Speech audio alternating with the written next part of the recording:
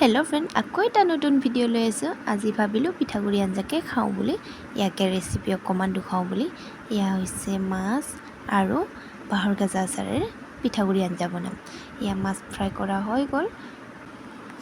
মাছ fry কৰা তেলতে ভাবিলোঁ আদা আৰু নহৰু পিঁয়াজটো ভাজি লওঁ বুলি।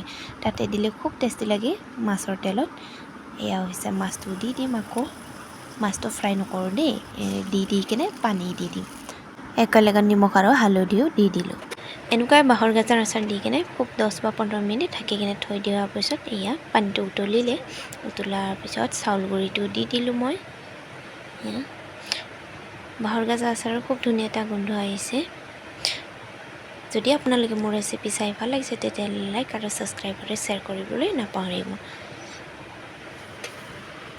এয়া আকৌ আৰু 10 মিনিটমান পিঠাগুড়ি দি কিনে